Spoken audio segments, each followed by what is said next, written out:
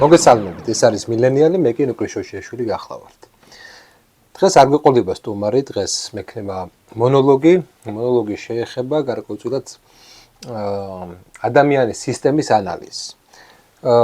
როდესაც ჩვენ საუბრობთ ადამიანზე და ადამიანის ბუნებაზე, თავდაპირველად მიიჩნეოდა, რომ არსებობს რაღაც თანდაყოლილი ადამიანის ბუნება, რომელიც არის უნივერსალისტური და ამიტომ ეს ბუნება სხვა ცივილიზაციებში, კულტურებში იყო ერთნაირი და ერთნაირად უნდება ასეთ ადამიანს როგორც სიყვარული ისე წყურვილით ერთნაირი აქვს, რა თქმა უნდა, ბიოლოგიური მოცემულობით ადამიანი ერთნაირია, მაგრამ უკვე მე-19 საუკუნის ბოლოს, მე-20 საუკუნის დასაწყისში აქტიურად დაიწყო იმაზე საუბარი, რომ სიამოვნებაში ადამიანი როგორც ესეთი, თუ არ ვიტყვით მის ფიზიოლოგიურ მხარეზე, არამედ მის მენტალურ მხარეზე და მის რაღაც ეს წარმოდგენაზე არ არსებობს ესეთი რამე, არსებობს კულტურა და არსებობს სისტემის ანალიზი. მაგალითად, მარკ ბლოკი, ესეთი ცნობილი ფრანგი ისტორიკოსი, რომელიც სხვათა შორის საფრანგეთის ოკუპაციის პერიოდში, როდესაც მეორე მსოფლიო ომის დროს გერმანელებმა საფრანგეთი დაიპყრეს, რადგან წარმომავლობით ებრაელი იყო,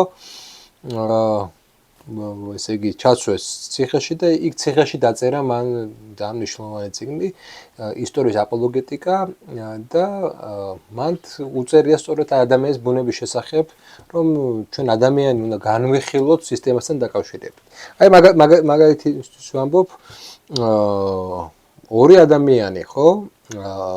მაგალითად ორი ადამიანი განვიხილოთ, ერთი განვიხილოთ დასავლეთში, ველურ დასავლეთში და მეორე განვიხილოთ, რა ვიცი, აი საფრანგეთში მე-17 საუკუნეში. და ორივე ადამიანი მაგალითად ერთმანეთთან დუელში არიან, აი საფრანგეთში. საფრანგეთში დუელში იქნებიან ერთმანეთს დახოცავენ ღირსების გამო, ხოლო ველურ დასავლეთში ოქროს გამო პირობითად. და რატომ? იმიტომ რომ ორი განსხვავებული ღირებულებათა სისტემაა, ორი განსხვავებული წარმოდგენებია და ორი განსხვავებული კულტურული ასპექტებია. ამიტომ იქ მაგალითად ძალიან შეურაცხყოფელი შეიძლება ყოფილიყო არისტოკრატს, რომ რაღაც დუელში გამოიწვია ფულის გამო, ძალიან ესეთი ცუდი მომენტი იქნებოდა, ხოლო ველურ დასავლეთში პირიქით რა ღირსება, როდესაც აქ საუბარია სწორედ ფულზე და გამდიდრებაზე და ეს ადამიანები იქ იმიტომ ჩავიდნენ, რომ გამდიდრებულიყვნენ. სწორედ ამიტომ არის ეს ორი მნიშვნელოვანი განსხვავება ფრანგსა და ამერიკას შორის. შესაბამისად, სისტემა ქმნის ადამიანს და ეს სისტემა როგორიც არის, ისეთი იქნება ადამიანი. ხა ჩვენ ცხოვრობთ გარკვეულწილად ისეთ სამყაროში, სადაც სისტემამ მოახდინა ადამიანების რეკონსტრუირება.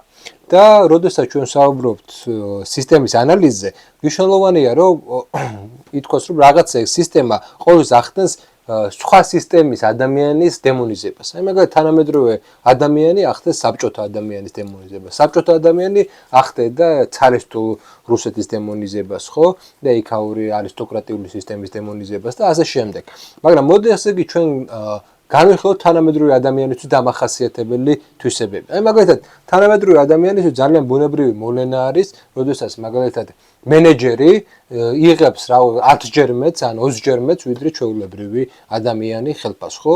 და ეს აბსოლუტურად ბუნებრივია და ყველას მიაჩნია, რომ ეს სწორედ ეს არის სამართლიანი, ხო? იმიტომ რომ რას ქვია ეს უფრო მეტ შრომობს, უფრო მეტი შემოქმედებითი შრომა აქვს და რისკი აქვს და რაღაცა და ამიტომაც უფრო მეტი უნდა ქონდეს.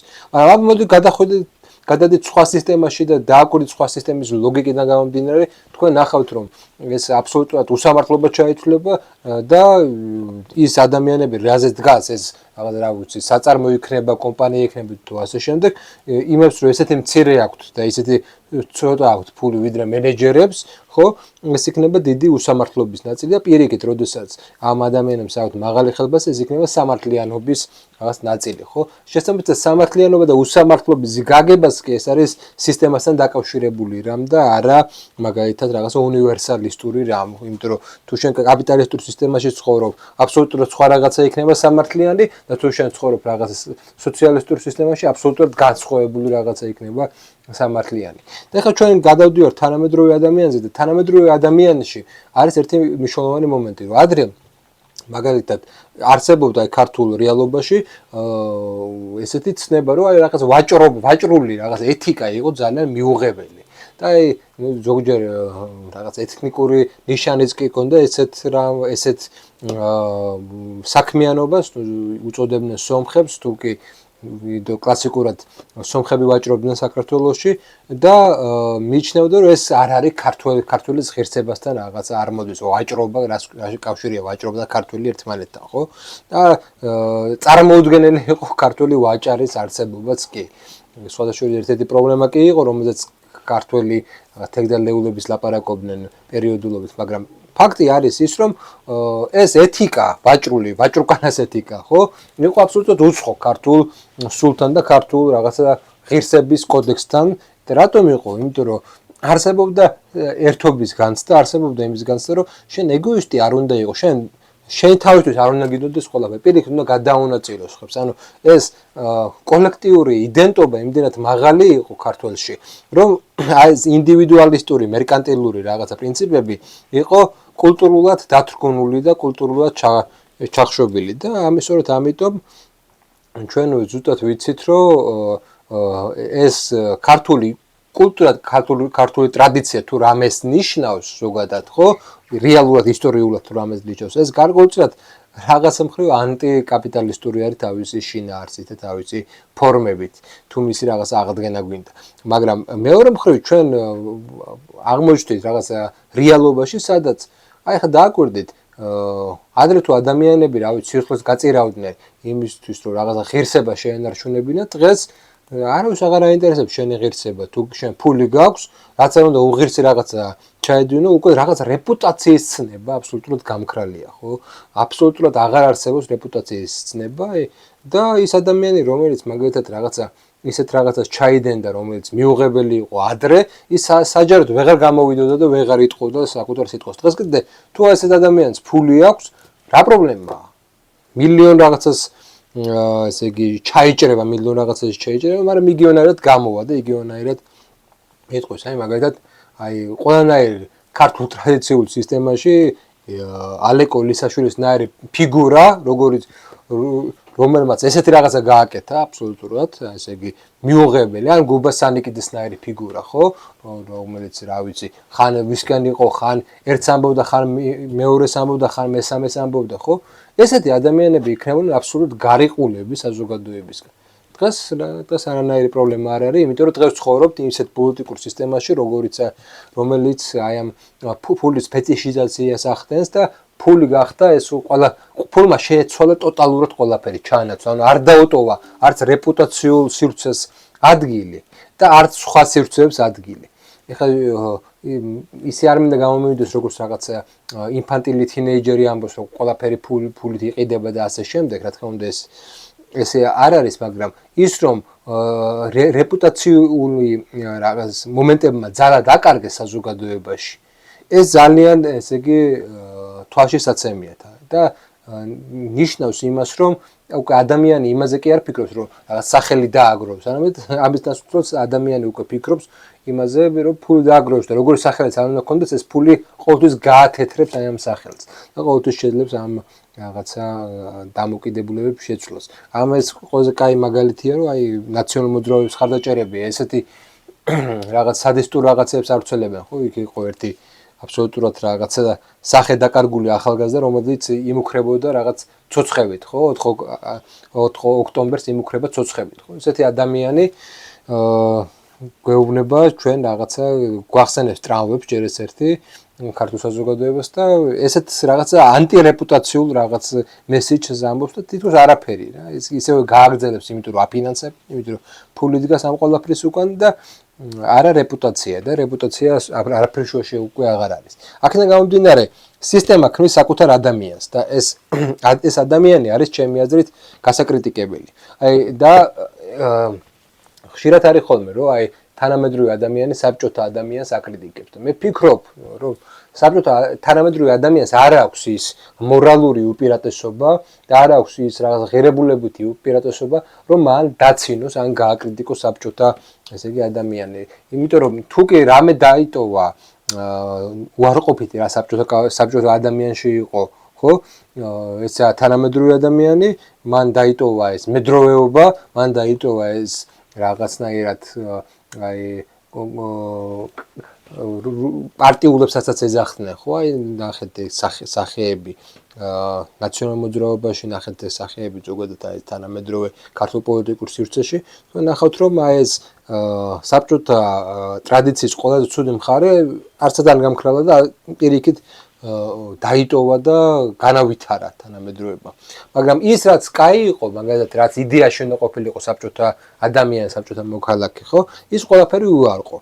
და რა იყო ახლა კარგი საბჭოთა ადამიანში შეიძლება რის თქმა შეგვიძლია. ეს იყო გარკვეულწილად პროექტი, რომელიც საკუთარ რაღაცა პირად კეთილდღეობაზე ნაკლებად იზრუნებდა, ეს იყო გარკვეულწილად ადამიანი, რომელიც რაღაცა იცხოვრებდა იდეური ცხოვრებით, მისი ინტერესი ის კი არ იქნებოდა თუ რამდენი რაღაც საგანი იქნებოდა, არამედ ინტერესი იქნებოდა რომ რაღაცა კოსმოსში წასული იყო მეცნიერული აღმოჩენა მოეხდინა, ან რაღაცისთვის მიეღწია, ხო? ყოველ შემთხვევაში ოფიციალური იდეოლოგია ამაზე გვესაუბრებოდა. აი ესეთი რაღაცა სახე ხატება აბსოლუტურად დაიკარგა და ამან გამოიწვია გარკვეულწილად აი თუნდაც ჩვენი პროფესიები რო ავიღოთ, აი პროფესიებში ჩანს ყველაზე მეტად როგორი ადამიანი იქნება რა. თუ კი ადრე მაგალითად ყველაზე მოთხოვნადი სპეციალობები იყო, რა ვიცი, ისტორია, სხვადასხვა სახის მეცნიერებები, ხო? მედიცინა და ასე შემდეგ. დღეს ყველაზე ესე იგი მოთხოვნადი პროფესიები არის რაღაც იურიდიული, ბიზნესი და ეკონომიკა და ასე შემდეგ. ანუ ადამიანების სურვილები, ადამიანების რაღაც საკუთარი თავზე წარმოდგენები იმდენად შემცირდა, რომ ის აღარ არის ორიენტირებული აი ამ რაღაც სივრცე გადალახოს, მისი შეზღუდული სისტემური სივრცე გადალახოს და ის არსებობს რაღაცა აი ამ წირე, მაგრამ რაღაცა კომფორტულ სივრცის ნაწილი იყოს. წირი აზროვნების, მაგრამ კომფორტული სივრცის ნაწილი იყოს, სადაც მაგალითად ბევრი ნივთი შეიძლება კონდეს, მაგრამ არ კონდეს რაღაცა განვითარებული ავანტიურისტული სული, რომელიც კარნახობს მას, რომ მოდი რა, ეგ შენი შეზღუდული სამყარო, რომელშიც შენ ცხოვრობ, მოდი გაარღვიე რა და ამაზე მეტი გახდი. აი, ამაზე მეტი გახდი რო აღარ არის, ამ თანამედროვე სამყაროში, სწორედ ამიტომ არის თანამედროვე ადამიანიც რაღაცნაირად დაპატარავებული და შემცირებული და ამიტომაც აღარ აქვს ამ თანამედროვე ადამიანს იმის მორალური უფლება, რომ მისი წინამორბედი გააკრიტიკოს. უფრო ესეთი მნიშვნელოვანი მომენტი ამ სისტემურ ანალიზში არის ის, რომ ზოგადად კი ადამიანი ეს არის სისტემური არსება, მაგრამ ყველანაირ სისტემას აქვს ანტისისტემა, ხო? ანტისისტემა აქვს და მთელი ეს თანამედროვეობა გამოირჩევა იმით, რომ ანტისისტემა რაც უნდა იყოს ანტისისტემა, ესაც უკვე სისტემაა, რაც გულისხმობ. აი ეს ახალგაზრდული მოძრაობები, რომლებიც საკუთარი რაღაცა რევოლუციური იდეით გამოდიან, ეს განა ანტისისტემები კი არ არიან. ესენი არიან სისტემები, რომლებიც ანტისისტემად ასაღებს თავს. ეს არის უფრო მეტად გაძლიერებული თანამედროვე სისტემური ადამიანი, ვიდრე ეს არსებობს, ხო? ანუ ეს კიდევ უფრო ზღუდავს აი ამ ადამიანს. პირიქით, რაც უფრო ანტისისტემა ამ გაგებით, რაც უფრო არასისტემა ხარ, ხო? მით უფრო ვერ იქნები ამ რევოლუციური კლასის ნაწილი. რაც უფრო სისტემა გინდა, რაც უფრო მეტი სისტემა გინდა, რაც უფრო მეტად გინდა რომ ეს რაღაცა სამხმარებლო კულტურა ერთი მხრივ ეს რაღაცა ფულის ფეტიში და ასე შემდეგ ეს ყველაფერი იყოს, ეს დაკავშირებული არის იმასთან, რომ კლასიკური რევოლუციური სივრცე სისტემამ აითვისა და სისტემამ აღარ დატოვა ესე იგი გზა სისტემის გარდა. ამიტომ არის ჟიჟეკი ამბობდა, ხო? და კიდე სხვაებიც ამბობენ, რომ კაპიტალიზმმა აღარ დატოვა ისეთი утоპია, რომელიც არ იქნება კაპიტალისტური. ანუ ყველანაირი უფრო მარტივია ჩვენ წარმოვიდგინოთ მაგალითად, რა ვიცი, კაცობრიობის განადგურება, ბირთვული ომი, ეპიდემიები, ზომბი აპოკალიფსი, ვიდრე სამყარო კაპიტალიზმის გარეშე. აი ამ ლოგიკიდან გამომდინარე, ჩვენთვის ყველაზე ესეთი მნიშვნელოვანი მომენტი არის სისტემის ანალიზის დროს ვიცოდეთ, რომ ანტისისტემა რა თქმა უნდა არსებობს და ეს ანტისისტემა არის ის, რომ რასაც ტრადიციონალისტები საუბრობენ, ეს არის ადამიანი, რომელიც შეიძლება დაემსგავსოს, გარედან გარეგნულად დაემსგავსოს სისტემურ ადამიანს, მაგრამ ის შინაგან სამყაროში რჩება თავისუფლად და ის ესე კი არ აქტიურად კი არ გამოდის, კი არ ებრძვის სისტემას, არამედ ის ცხოვრობს ანტისისტემურად, აი ეს კი არ ებრძვის, არამედ ცხოვრობს. აი ეს ცხოვრება ანტისისტემურად ნიშნავს იმას, რომ ის არ იღებს იმ ღირებულებით სისტემას, ის ეწინააღმდეგება იმ ღირებულებით სისტემას, რა ღირებულებით სისტემასაც ეს კაპიტალისტური სისტემა ჩვენ კანახობს. მე ხშირად როდესაც მეუბნებიან, რომ აი როდესაც კრიტიკაზე მიდგება საკითხი, რომ აი რატომ აკეთებ აქცენტს აი ამ ოპოზიციაზე და რატომ არ აკეთებ აქცენტს ხელისუფლებაზე? ჩვენთვის არის ძალიან მარტივი რამ, რომ თუ კი ჩვენ შევხედათ ოპოზიციის პოლიტიკურ პროექტს, ჩვენ ნახავთ ძალიან მნიშვნელოვან რამეს, რომ ისინი უფრო მეტად სისტემები არიან, ვიდრე ხელისუფლება. და ეს არის ძალიან პარადოქსული სიტუაცია, იმიტომ რომ აქამდე ყოველთვის პირიქით იყო. აქამდე ყოველთვის ხელისუფლება გამოხატავდა სისტემას და ოპოზიცია გამოხატავდა ანტისისტემას, მაგრამ თანამედროვე ლოგიკიდან გამომდინარე, თუ კი საერთაშორისო ბრენდებს, საერთაშორისო რაღაცა დაშტამპულ აზროვნებას თუ ვინმე გამოხატავს და თუ კი ვინმეს უნდა რომ აი ეს რაღაცა დაამკვიდროს საერთო ტენდენციებს, არის გლობალური ტენდენციები და გლობალიზმის აგენტები თუ ვინმე არიან, ეს არის ის ოპოზიციური ძალები, რომლებიც უფრო მეტ ლიბერალიზმს მოითხოვენ, უფრო მეტ რაღაც დასავლეთს მოითხოვენ, უფრო მეტ რაღაც სამხმარებლო ბაზარს და სამხმარებლო სივრცეს და სამხმარებლო კულტურას მოითხოვენ, უფრო მეტ ისეთ პოსტმოდერნულ რაღაცა ტენდენციებს მოითხოვენ, კულტურულ პოლიტიკებს და ასე შემდეგ, ხო? ეს ყველაფერი მოდის რა თქმა უნდა რაღაც სიახლის სახელით, მაგრამ ეს ყველაფერი ნიშნავს იმას, რომ ოპოზიცია გამოხატავს არა რაღაცა არა ბრენდულ, არა დომინანტად, არამედ პირიქით ესაა სწორედ ჰეგემონის აგენტები და ხელისუფლება, რომელიც თავისი, შეიძლება ითქვას, რომ ისაც გარკვეულწილად ლიბერალური იყო მთელი ამ წლების განმავლობაში, დღეს თვითგადარჩენის ინსტინქტიდან გამომდინარე ის გამოხატავს თავის თავში რაღაცა წინააღმდეგობას ამ გლობალურ სისტემის წინააღმდეგ, იმიტომ რომ გადარჩეს. და რა თქმა უნდა ეს არ ნიშნავს იმას, რომ ეს ალტერნატიული პროგრამა, ეს პროექტი, რა თქმა უნდა არ არის ეს ალტერნატიული პროექტი, მაგრამ ეს არის იმის საშუალება მაინც, რომ აი ამ დაპირისპირების ფონზე ადამიანებმა შეინარჩუნონ საკუთარი თავი და არ ასიმილირდნენ ამ სისტემასთან. თავარი ადამიანისთვის თავარი არის ის, რომ არ ასიმილირდეს, შეინარჩუნოს საკუთარი თავი და ეს შენარჩუნება რას ნიშნავს? მე ძალიან მიყვარდა, რა თქმა უნდა, მუსულმანი არის, მაგრამ იყო, მაგრამ და ეგაც კლასიკური მუსულმანი არა, ალბათ გნოსტიკური ხაზი ქონდა მას, ესა გაიდარ ჯემალის რაღაც ლექციები ქონდა, მას ძალიან საინტერესო და ის საუბრობდა, პავი მეორბ ეს არის, მაინც რაღაც მითოლოგია ისლამური გნოსტიციზმის, მაგრამ მაინც საუბრობდა ესეთ მომენტზე, რომ ისე საუბრობდა, რომ სიამოვნებაში პირველი ადამიანი კი არ არის, არამედ ადამიანი არის პირველი ადამიანი, რომელსაც ენა ქონდა და რომელმაც ადამიანებში ენა ჩამოიტანა, როგორც ესეთი, ხო?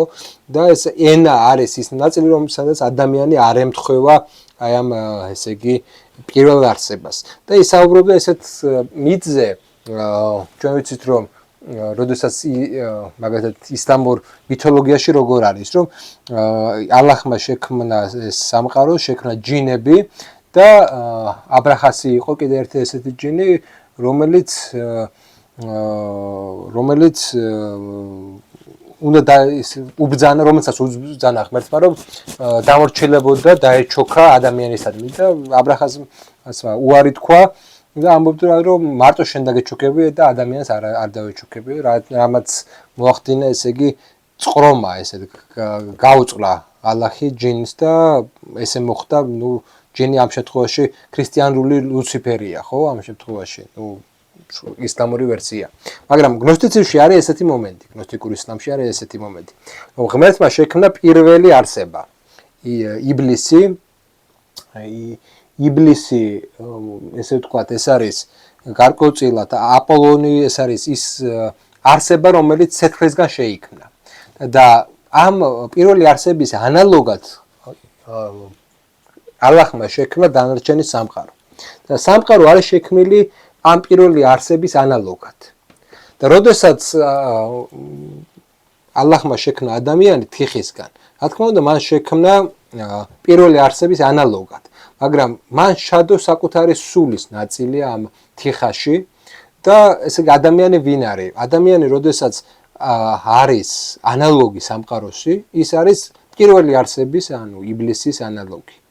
და როდესაც ის არ არის რაღაცის ანალოგი და რომელზეც ის წინააღმდეგობაში მოდის აი ამ ყოფიერებასთან, უბრალოდ წინააღმდეგობაში კი არ მოდის, არამედ არ აქვს მას ანალოგია.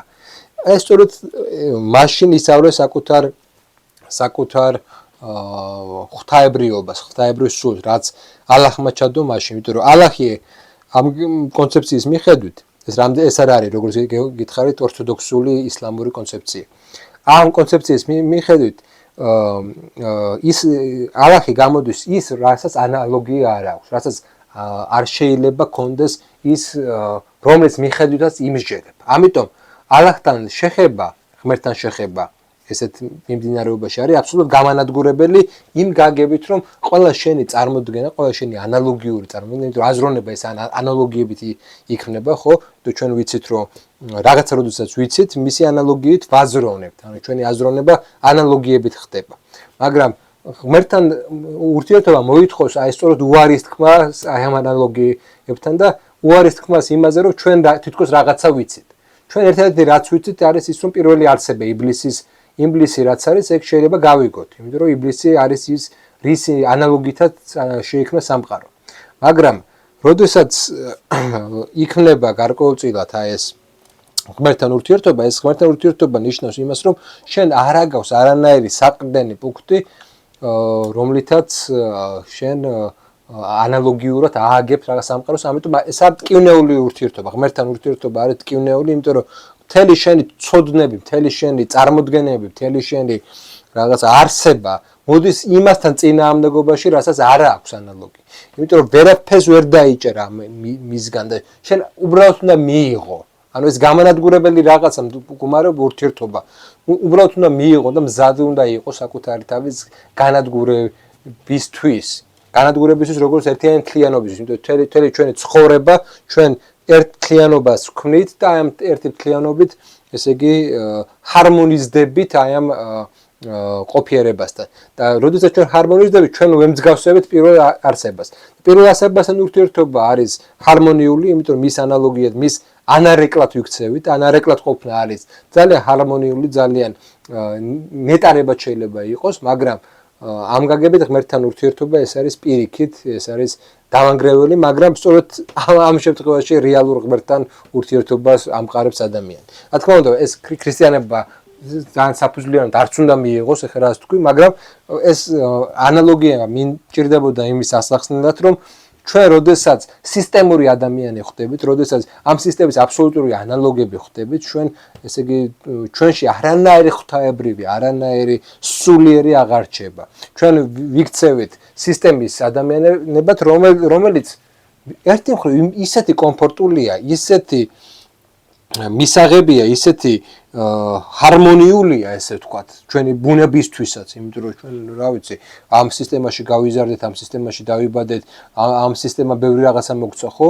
და კიდევ უფრო მეტი სისტემის ადამიანი რო ვიქნებით, კიდევ უფრო მეტს მივიღებთ სისტემისგან, მაგრამ ესეთი ნაბიჯებით ვერ რასდროს ვერ ამყარებ აი რაღაც შენ სულიერ რეალურ ავთენტურ აი ღვთაებრივ ნაწილთან კავშირს, რომელიც ღმერთმა შენში ჩადო. და წინააღმდეგობა სწორედ მოდის აბსოლუტურად სხვა საფუძვლებიდან, არა კომფორტის სახელიდან და ყველა ეს სისტემური ანალიზი ჩვენ გვიტყუებს კომფორტის და კეთილდღეობის სახელით.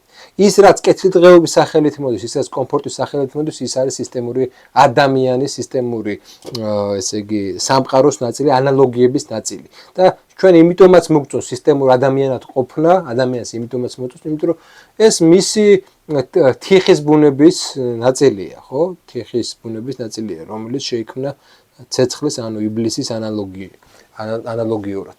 მაგრამ მასში არაფერი ღვთაებრივი არ არის.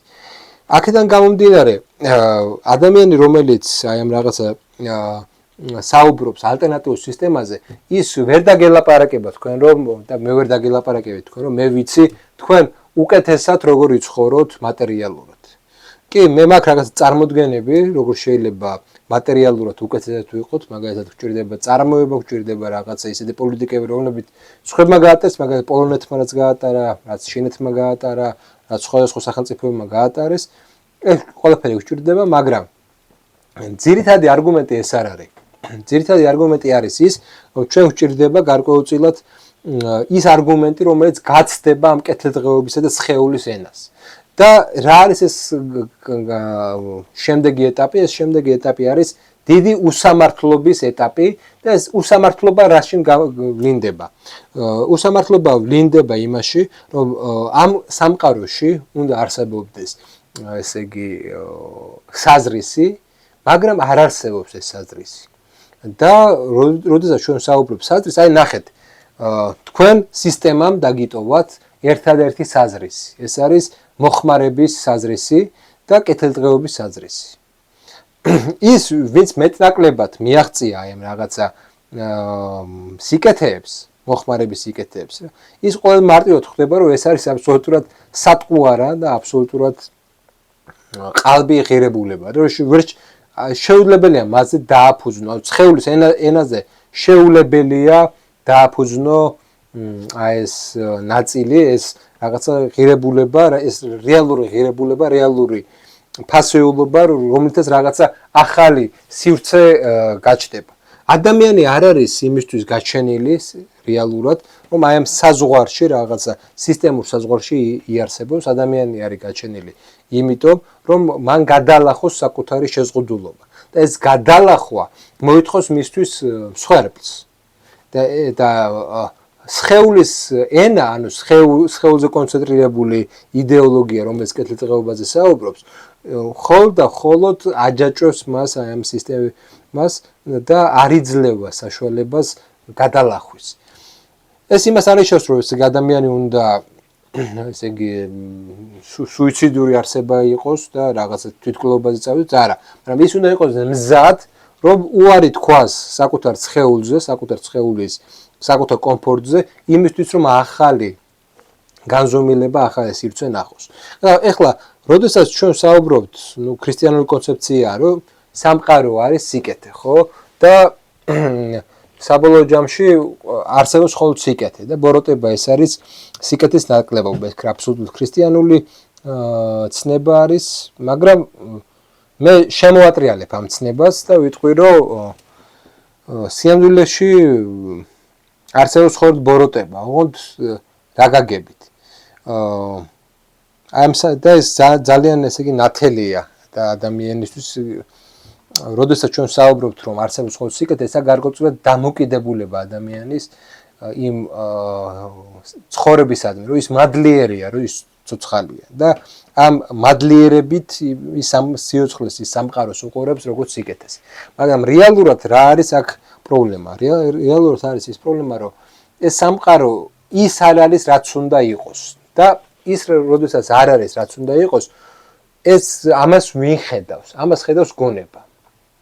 და გონება, როდესაც სამყაროს ადარებს იმას, რაც უნდა იყოს, ყოველთვის გონებასა და ყოფიერებას შორის არის განხეთქილება. გონება ხედავს და ამჩნევს, რომ ეს სამყარო ისეთი არ არის, როგორიც უნდა იყოს.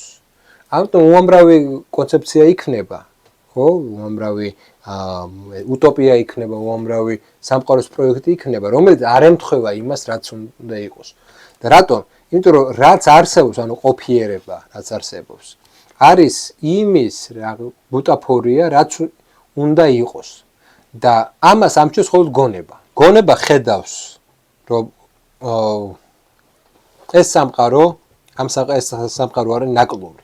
ამიტომ გონებამ უნდა შეცვალოს ეს სამყარო და პირველ რიგში გონება გვაჩვენებს, რომ სიამოვნებაში სამყარო არის ბოროტება, არა იმიტომ რომ ის მას ბოროტმოქმედი მიზნები აქვს. არავითარ შემთხვევაში მას არ აქვს ბოროტმოქმედი მიზნები. არამედ იმიტომ რომ ის ისეთი არ არის, როგორიც უნდა იყოს. და აქედან გამომდინარე ჩნდება სამი ძირითადი დამოკიდებულება სამყაროსადმი და ეს სამი დამოკიდებულება შემდეგნაირია. პირველი ეს არის, დავარქვათ ამას ლიბერალური დამოკიდებულება. ლიბერალური დამოკიდებულება რა არის? ზოგადად რას გვეუბნება ლიბერალური სამყარო და რატომ არის რომ ზოგიერთი ჩვენგანი ვერ ვეგუებით ლიბერალურ სამყაროს. ლიბერალური სამყარო არის შემდეგი. ის გვეუბნება რომ დაანებეთ თავი მაგ საზრისზე ფიქრს, აი კარლ პოპერი გვეუბნებოდა ამას, რომ არანაირი საზრისი არ არსებობს. იცხოვრეთ თქვენთვის და იყავით კარგად. ოღონდ კარგად ყოფნა ეს რა არის? მოიხმარეთ ბევრი. და ამ მოხმარებაში გალიეთ ცხოვრება. და ეს არის კარგი ცხოვრება. დიახ, ეს არის სწორედ კარგი ცხოვრება. რა მოგინდა თქვენ რაღაც მეტაფიზიკური, მეტაიდეური რაღაცა სამყაროსთვის ბრძოლა ან რაში რა თქვენი საქმეა? დაანებეთ თავი, იცხოვრეთ დატკბით ამ ცხოვრებით პირიქით. ჰარმონიულად იყავით სისტემასთან. აიღეთ ყველაფერი რაც ასაღები არის ამ სამყაროსგან. აიღეთ ეს ყველაფერი და სწორედ ეს არის კარგი ცხოვრება. აი როგორც კი თქვენ დაიწყებთ რაღაცაზე ფიქრს, რომ არა ეგ უსამართლობა ან რაღაცა სხვანაირად შეიძლება სამყარო იყოს, აი მაშინ ცუდად იწყებს პროცესები განვითარებას და რაღაცა უბედურებები ხდება. დაანებეთ მაგას თავი, არ გვინდა ეს ომები, არ გვინდა რაღაცა ეს ბრძოლა, ამიტომ მოდი ისტორია დავასრულოთ, უკვე ამას არ იყოს, ისტორია დავასრულოთ და დასრულდება იდეების ბრძოლა და იცხოვრობს ადამიანი და იქნება თავისუფალი ბაზარი, ჩვენ ყველა კარგად ვიცხოვრობთ, კარგად ბევრს მოვიხმართ და ესე ვიცხოვრობთ. აი ესაა სამყარო,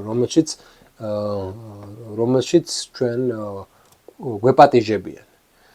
ამიტომ მოდი დავანებოთ რა მაგ იდეებს თავი, გადავაგდოთ იდეები და მატერიალისტურ სამყაროში, სამოხმარებო სამყაროში ვიცხოვროთ. ესა ლიბერალური პროექტი.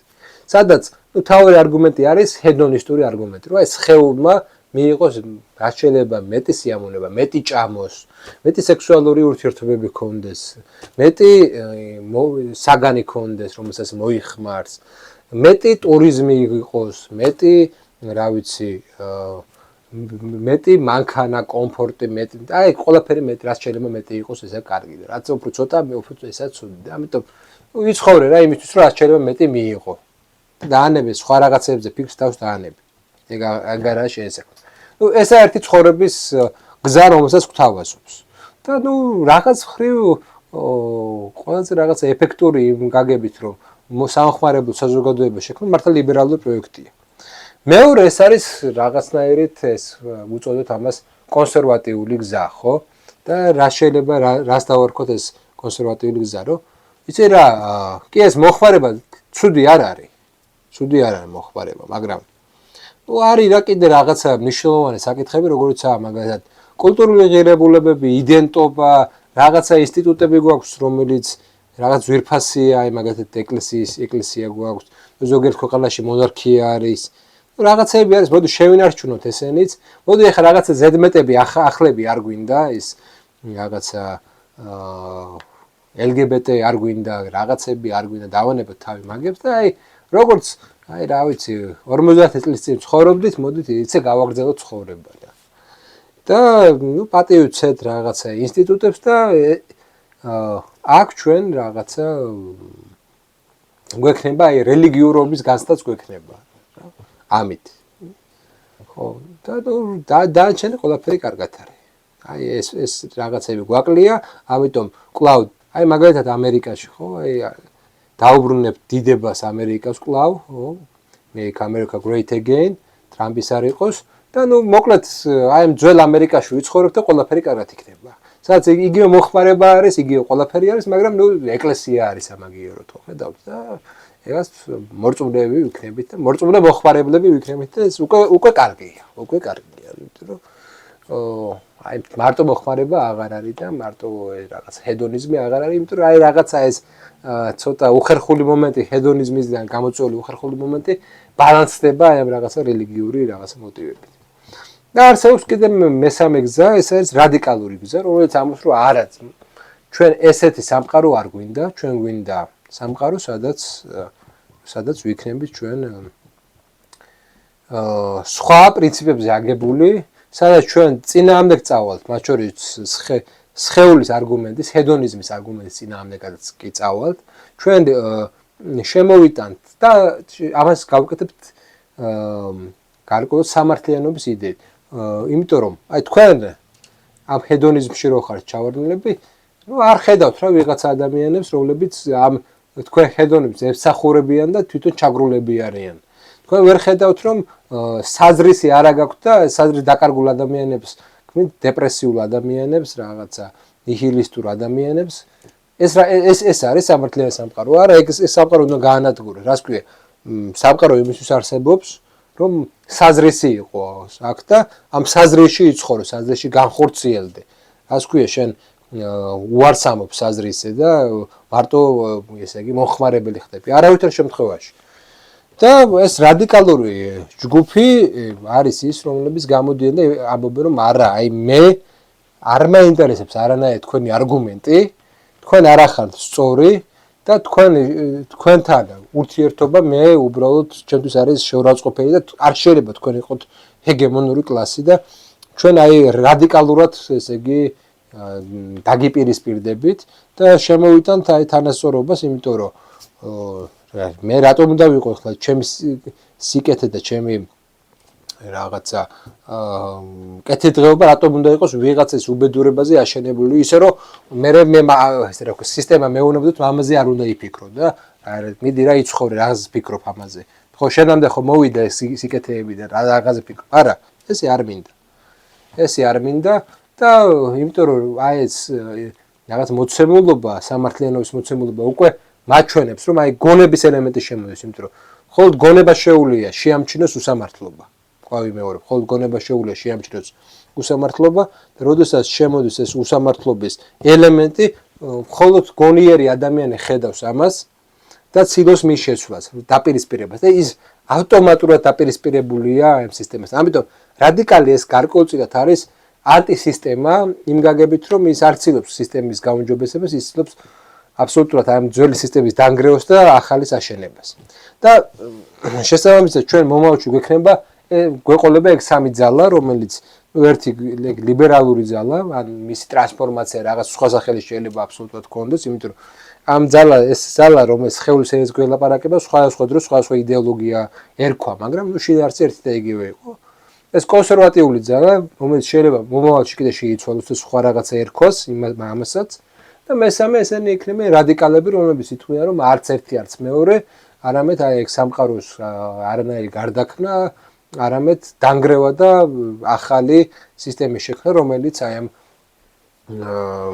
ახალ რაღაცა ისტორიას დაიწყებს, სადაც აი ეს ძველი უსამართლობები აღარ იქნება და საზრისს უნდა დავაბრუნოთ რა, საზრისს უნდა დავაბრუნოთ. რადგან ადამიანები ტიპოლოგიურად განსხვავდებით ერთმანეთისგან, რადგან ადამიანებისთვის, ზოგიერთი ადამიანებისთვის საერთოდ არ აქვს მნიშვნელობა იდეას. აი ფეხებზე კიდეა არის ეს კატეგორია და არც ისე ცოტა, როდეს ფეხებზე კიდეა შენი იდეა და ეცინება კიდევაც რა იდეა, რის იდეა. ამიტომ ეს ადამიანები იქნებიან ლიბერალიზმის აგენტები, იქნებიან ადამიანები, რომლებიც ძირითადად აი ოღონდ ჰედონიში აღმოჩნდნენ, სხვადასხვა ფორმის ჰედონიში და ყველაფერს მიცემენ, ყველაფერს სულსაც გაყიდიან. იქნება ეს ძალები, ესენი იქნებიან ლიბერალების რაღაცა დასაყრდნები. იქნებიან მეორენი, რომლებიც ისაუბრებენ რაღაცა იერარქიაზე, ისაუბრებენ რაღაცა იმაზე, რომ ისინი არიან არისტოკრატები, ისინი არიან რაღაც მაღალი ეთიკისა და იმის მორალის წარმომადგენლები. ესენი უფრო რაღაც კონსერვატიზმისკენ იქნებიან მიდრეკილი, რომლებიც იტყვიან, რომ კი აი მასებისთვის კი რაღაცას მოხმარება რაღაცა კი ბატონო, მაგრამ აი ჩვენ რაღაც ღირებულებები გვაქვს, რომელიც ისტორიაში იყო ჩვენთვის, ხო? აი ეს უნდა დავაბრუნოთ და ის აკაეთკი. და იქნებიან მესამენი, რომლებიც იტყვიან, რომ აი შენ რაღაცა ისტორიაზე საუბრობ და რაღაც ტრადიციებზე საუბრობ. ეს საერთოდ რა ტრადიცია არის, ეხლა გამოიგონე შენ ეს ტრადიცია და ეგ ჭირდება იმისთვის, რომ ვიღაცა დაჩაგრო და შენ დაჩაგვის ტრადიციაზე ხარ ორიენტირებული და არაფრით უკეთესი არ ახარ იმ ლიბერალზე, არაფრით უკეთესი არ ახარ და საერთოდ შენი შემბრძოლას არაფერი არ მოაქვს კარგი და ეს ჯგუფი იქნებიან რადიკალები, რომლებიც იტყვიან, რომ მე არ მეშინია, არ თუ სიკვდილის, არც იმის არ მეშინია, რომ ვიღაცა მოკლა. და ეს არ მაშინებს, ეს არ არის პრობლემა. პრობლემა არის ის, რომ ეს არსებული სამყარო შენარჩუნდეს და შეუძლებლობა იმისა, რომ ახალი სამყარო შეიქმნას. ანუ შენ თუ არ უშვებ ახალ სამყაროს შექმნას, ეს უფრო დიდი ბოროტება, ვიდრე ომი. და ვიდრე დაპირისპირება. პირიქით, დაპირისპირება ნაკლები ბოროტება იმასთან შედარებით, რომ შენ შანსი გეძლევა, რომ ეს სამყარო შეცვალო უკეთესობისკენ. ამიტომ ჩვენ მოგვევლინებიან აუცილებლად ეს რადიკალები. და აი ეს დიქოტომია, ეს ორი ძალის არსებობა, რომელიც დღეს არსებობს, აუცილებლად გამოჩნდება მესამე ძალაც. და ეს იქნება რადიკალების ძალა, რომლებიც საბოლოოდ იტყვიან, საბოლოოდ საკუთარ რაღაც იდეოლოგიას ჩამოაყალიბებენ ეტაპობრივად და ეს რადიკალები შეიძლება საბოლოოდ განისაზღვროს როგორც აი ამ ყოფიერებასთან, ამ სისტემასთან წინააღმდეგ მებრძოლებად. ეს ჩემი სიტყვები არა, უამრავი ტრადიციონალისტი, უამრავი ესე იგი კონსერვატორი საუბრობს სწორედ ამაზე, საუბრობს რადიკალების აღმავლობაზე და საუბრობს იმაზე, რომ ჩვენ გველოდება მომავალში ამ დიქოტომიური სამყაროდან გასვლა და გარკვეულწილად აი ამ სამი განვითარების რაღაცა ვექტორის შექმნა. იმიტომ რომ ერთი, როგორც გითხარი, ესა ანალოგიების სამყარო, მეორე ეს არის გარკვეულწილად რაღაცა იერარქიის სამყარო და მესამე ეს არის სამართლიანობის სამყარო. იქნება რაღაც ანალოგიების სამყარო, ანუ ჰედონიზმის სამყარო, იქნება იერარქიული სამყარო და იქნება ესე იგი რადიკალური ანტისისტემური სამყარო. კაცობრიობა ამ სამ ცენტრში იქნება რაღაცნაირად გადანაწილებული და ეს ეგზისტენციალური დაპირისპირება ყველა საზოგადოების შიგნით მოხდება. მათ შორის ქართულ საზოგადოების შიგნითაც. ჯერჯერობით ეს რადიკალური ფრთა ჩვენთან არ არსებობს, ან ძალიან სუსტია, მაგრამ ნენელა ეს გამოიკვეთება, იმიტომ რომ ჩვენ ხედავთ, რომ ისეთ ქვეყნებში კი როგორიც არის, მაგალითად შეერთებულ შტატებში ეს ნენელა იკვეთება. აი ყველაზე კაი მაგალითია, რომ აი ამ კონსერვატიულ ძალებს აკლდებათ რაღაცა ძალები. მაგალითად ილონ მასკის სახით, კიდე სხვადასხვა ესეთი, რომელიც კიდე უფრო რადიკალებს შექმნიან, ხო? იქნებიან რაღაცა რესპუბლიკელები, იქნებიან დემოკრატები და იქნებიან კიდე აი ეს ილონ მასკის მსგავსი რაღაცა კიდე მესამე ძალები, რომლებიც კიდე უფრო რადიკალურები იქნებიან თავიანთი რაღაცა პოზიციებში. და ეს ყველა საზოგადოებას მოუწევს აი რაღაცა ესეთ სამ კონფიგურაციად გარდაქმნა. აქედან გამომდინარე ჩვენ გველოდება რაღაცა ჩვენ მივდივართ იმ დრომდე, როდესაც სისტემური ადამიანი კრიზისშია, მაგრამ მეორე მხრივ, როდესაც რადიკალი ჯერ არ არის ბოლომდე ფორმირებული და სამდე ფორმირებული არ არის, დიდი ომი ჯერ კიდევ წინ გვაქვს. აი, როდესაც ფორმირდება ეს რადიკალი, დიდი ომის დასაწყისი მაშინ იქნება. ამიტომ მე მაქვს მოლოდინი დიდი სამოქალაქო ომის გაგრძელების, ეს რაც დღეს არის ცივი სამოქალაქო ომი, ხო? იგივე კერკი მოკლეს, იგივე ტრამპის კვლობა იყო, ხო? კვლობის ცდელობა იყო, ხო? და კიდე უამრავი რაღაც მსგავსი რაღაცა მოხდება. ეს ხოლმე პრელუდია იმის, რაც მომავალში წინ გველოდება. სამწუხაროდ თუ საბედნიეროდ ისტორია თავისი ლოგიკით მოქმედებს და არ მოქმედებს ჩვენი სურვილებით. და ეს ლოგიკა აუცილებლად განავითარებს აი ამ სამ განვითარების ვექტორს, რომლის შედეგადაც ეგ სამი ძირითადი განვითარების ძალა იქნება, რომელიც კონფლიქტური იქნება. როგორც იყო ეს, მაგალითად, მე-20 საუკუნის 30-იან წლებში, ხო, იყო ფაშიზმი ერთი მხრივ, იყო ლიბერალიზმი და იყო კომუნიზმი. სამი იყო ზუსტად. დღესაც სამი გვექნება სწორად. მოკლედ, დაწერეთ კომენტარები, გთხოვთ რომ გააზიაროთ ვიდეო, ეს დაგვეხმარება ჩვენ და გქონდეს გარკვეულწილად გაცვლა, აზრების გაცვლა, დისკუსიები, აუცილებლად გიპასუხებთ და დაწერეთ თქვენი მოსაზრება. იქნებ თქვენ ხედავთ ეს მესამე გზა შეიძლება უფრო განსხვავებული იყოს, ვიდრე მე საღვწერი. და საინტერესო იქნება ამაზე მსჯელობა. მადლობა, მომავალ შეხვედრამდე.